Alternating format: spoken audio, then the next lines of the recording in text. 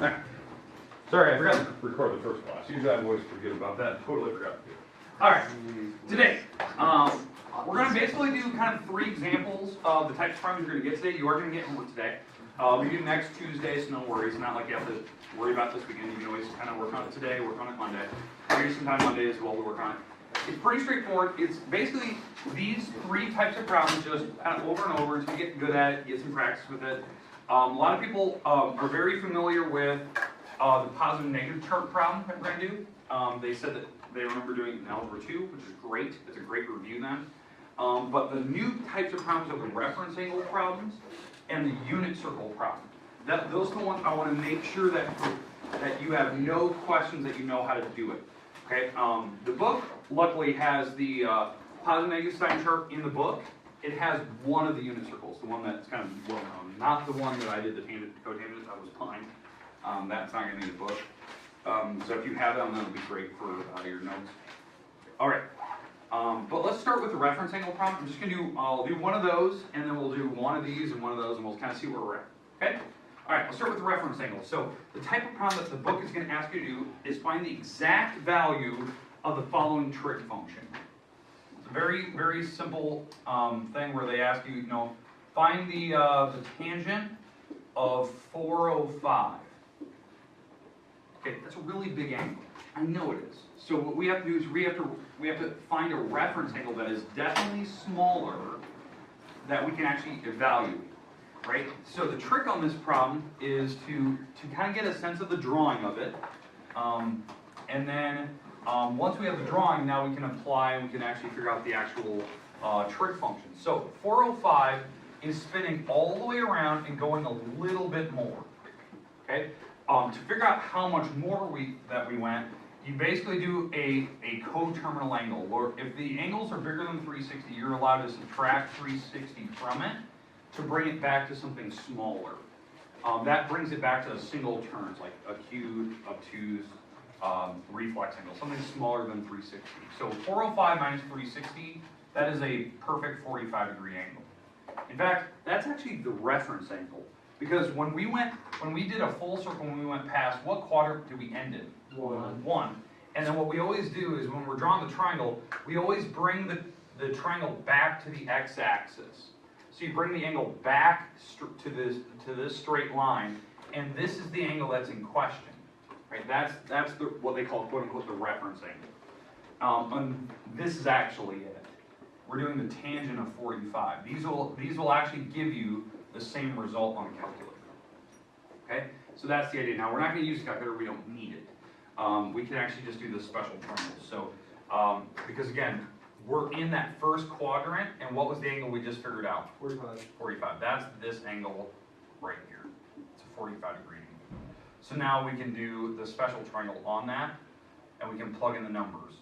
If you don't remember the special triangles, in fact, let me put them up here on the board. Okay, the first one is a 30, 60, 90 triangle, which we're not going to use right now. So 30, 60, 90. Opposite of 30 is 1, opposite of 60 is root 3, the opposite of 90 is 2. So if the triangle is kind of whatever quadrant you're in, make sure that those are the correct walls you're kind of labeling. And then the 45, 45, 90 triangle, right, is what, 1, 1, root 2. 1, 1, root 2. And that's the actual triangle we're using. We're using the 45. So we're going to plug in the numbers. So this is actually the angle that we're using here. So we're using the 45. So the opposite wall of 45 is? 1. This is a 45-degree angle, so this would also be 1. And this would be the root 2. Are any of the numbers negative? No. We're in the first quadrant, so we don't need to worry about that. If we're in like the third or second or fourth, then we have to worry about where the negatives go, and we can plug those in. And then all we're doing right now is finding the one answer. We are finding tangent.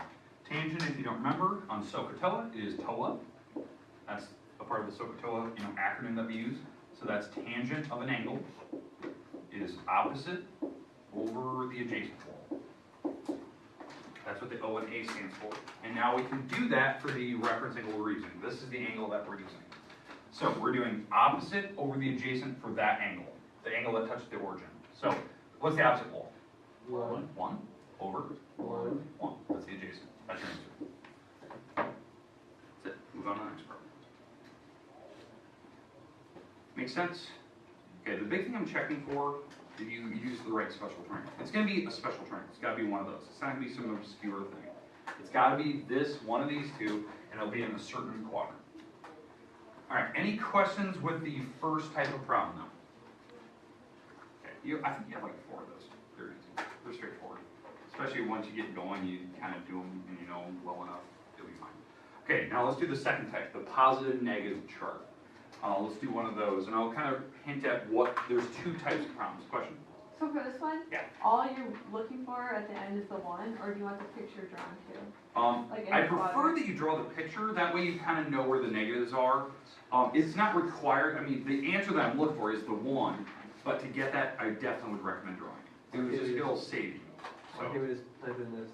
I don't want to because I do want the exact answer. So if they turn out to be like square roots, like square root of 3/2, your calculator, other than I think serves, would give you all decimals. So yeah, your calculator actually gives you the fractions. So yeah, welcome back. Okay, so we good? That was a good question. I recommend drawing. Okay, let's move on. Positive negative chart problem. Okay, and there's 2 types of problems that the book will kind of provide you with these, but they're not difficult. And I'll just do the first type. Okay, let's get rid of these. Everyone has the special triangles. In fact, the special triangles are in your book on the page that you actually have the homework on, so you don't have to like worry about like can you remember what they are. They're printed right on the page. Okay. All right. So now, this is the second type of problem. We're going to do something like cosecant of theta is -5/4. Tangent of theta is greater than 0. Find the values of the 5 remaining trig functions. Trig functions. All right. That's kind of the instructions, kind of what they have up above the problem. Okay, this problem requires that you know the positive-negative chart. So kind of where certain trig functions are positive versus negative. So let me put that chart on the board. And again, this one is in your book. Quadrant 1, quadrant 2, quadrant 3, and quadrant 4. All first one. Okay, all trig functions are positive up here. Sine and cosecant. Okay. So, hold on. So all trig functions are positive in the first. Now, before I start, am I in the first quadrant? Well, can't be. Cosecant was negative. So I know we're not in the first. So we can already throw that one out. We're definitely not going to be drawing this in the first. Okay, second one, what do we say? Sine and cosecant. Sine and cosecant. Okay. Sine and cosecant is positive in the second. Well, what's cosecant here? Negative. That's negative. So we're definitely not there. So we're in one of these 2. Okay, we kind of narrowed it down by just knowing that the cosecant was negative, so it's definitely not the first, it's not the second, because that's where it would be positive. So then we'll keep going. The third quadrant, Tangent, cotangent. tangent, cotangent, is positive here. Well, that's what we're looking for. Tangent's positive. So I can already tell you, we're here. That's the quadrant we're in. Because if we were in the 4th quadrant, this 4th one, cosine would be positive there. Cosine and secant would be positive there, and so tangent would be negative there. So that's not what we have. So this one was negative, that one was positive. It's greater than 0. So we can kind of figure out where to draw this. That chart is in your book. You need to know it. Just wait. Do you want it memorized? Because I thought you were gonna like on a test day, I'll put them. Oh, okay. Like it's in your book when you're doing homework, so I'm not worried about it. One of the things I had a great question in the last class. Why are the pairs written like that? Why is it sine and cosecant? Those are reciprocals of each other. So when you flip the fraction over, it stays the same. So that's why both sine and cosecant are positive. These are paired together. These are paired together. These are paired together. I think somebody in the last class didn't understand that. They didn't realize which ones go together.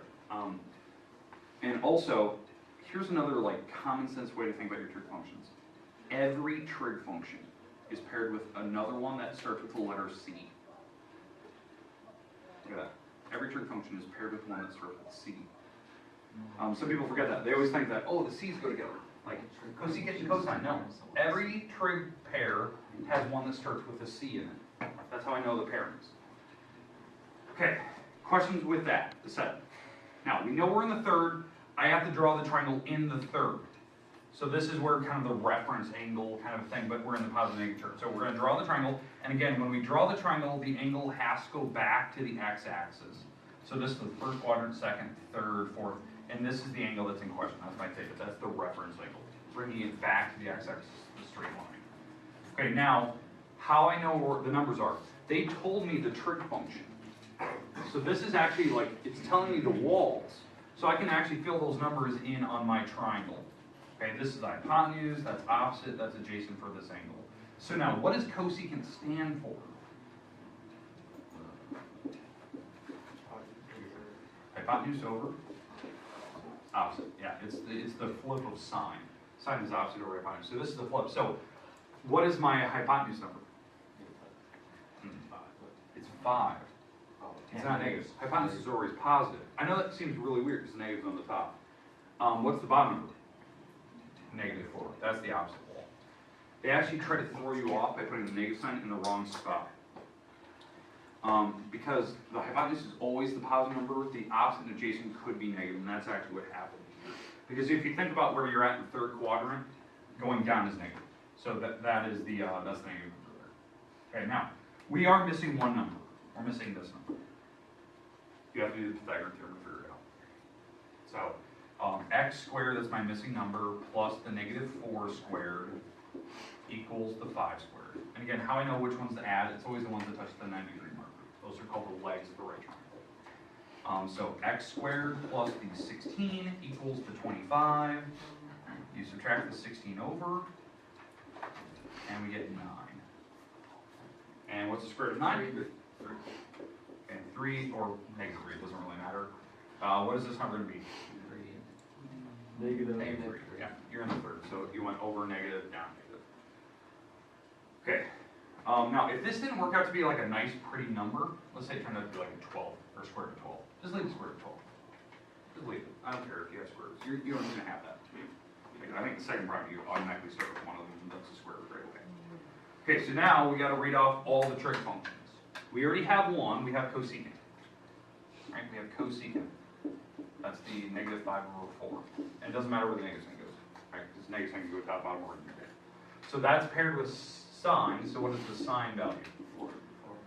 4/5. And one of them's negative. Doesn't really matter. Okay, so that's the sine. It's the reciprocal of sine.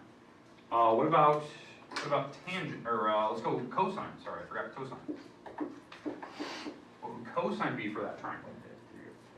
-3/5 adjacent over hypotenuse. Okay, and then secant. -5/3, we flip it over. Tangent. Tangent, opposite over adjacent. So -4 over -3. That's the opposite over the adjacent. What happens to the negative sign? Oh, cancel out. Yeah, that's actually why the tangent is actually positive in the third quadrant. Because the negative signs actually cancel. The way that you set it up with the opposite over the adjacent, the numbers, the negative signs would cancel. And when we flip it over, cotangent is 3/4. All right, any questions with the pairings? Okay, now, a lot of people in the last class said that they remember doing a problem like that in algebra 2. They remember doing triangles, setting up, the trig functions, doing them all. The only way that this problem could be different, it's still, positive negative problem. The only way that they could make it a little bit different is if they possibly just give you the coordinate instead of the trig functions. So instead of starting it like this, they could just say, find the value of the following trig functions if your triangle is located at -4, or actually -3, -4. That could be your problem. Maybe that's what they say, is find all the values of trig functions if your triangle, if your reference angle triangle goes to this coordinate. Well, what that means is you're going over -3, down -4, it's the same problem. You're actually just drawing the triangle by using those numbers from the coordinate. So they give you the wall lengths, and then you get to find the hypotenuse. Does that make sense, like what you can do if they give you the coordinate versus like what they give you with the trig function? Yep. Okay, so they're the same problem. So don't get thrown off by that. Okay, next problem, it's actually the last problem today, a unit circle problem, where they're going to ask you to evaluate a trig function, a simple trig function, by using the unit circle. So an exact answer. Okay, but before we get to that one, is there questions or anything about the two problems we've done so far? Perfect. Moving on. So, last problem of the day.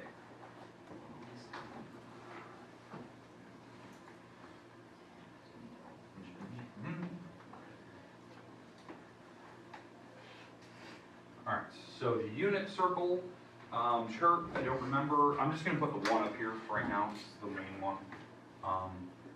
This is the cosine sine chart.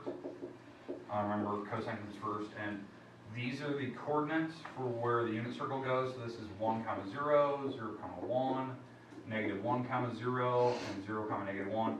And these are the answers for these two trig functions for each of the angles. So 0 degrees, 90 degrees, 180, and 270. Those are the trig function values. So if I was doing 180, this first number is the cosine number. So cosine of 180 is -1.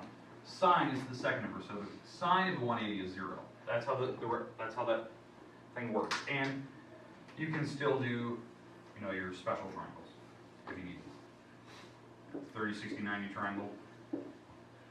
Root 3, 1, and 2. 45, 45, 90 triangle. That's 1, 1, root 2. And so this is the type of problem they're going to ask you for. So they're going to go evaluate this and find the exact answer.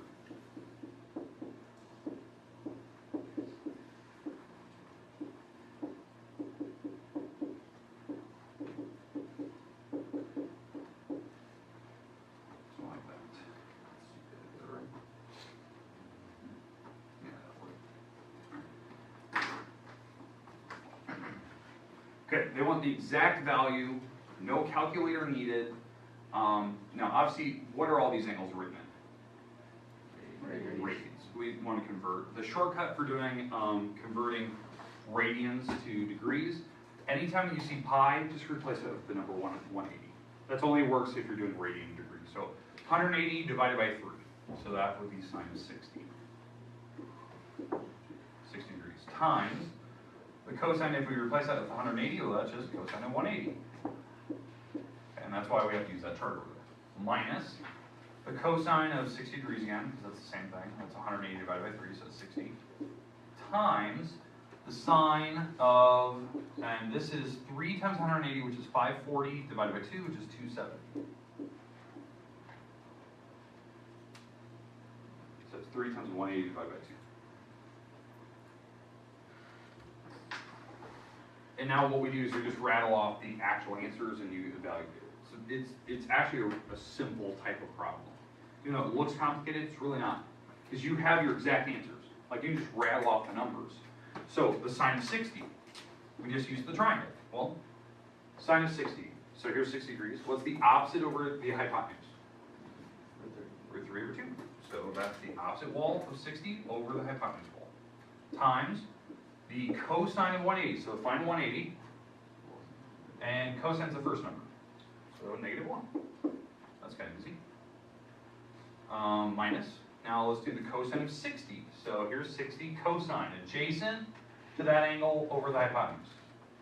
Half, so 1 over 2, that's the adjacent wall over hypotenuse, times the sine of 270, so here's 270, sine is the second answer, so it's -1. Now what I'm going to do is I'm going to multiply these together. So -1 times that is -3 halves. That's kind of easy. Over here, -1 times half, that's -half. And so now I have this weird situation where I have -half, or minus a -half. So what happens to the two negatives? Yeah, that turns out to be a plus. And now I can add those together. Well, because they already have common denominator. So if I add these together, we know the denominator will be 2. And we just add the top, so it's -√3 plus 1. And I can't actually do that, so that would be the exact answer.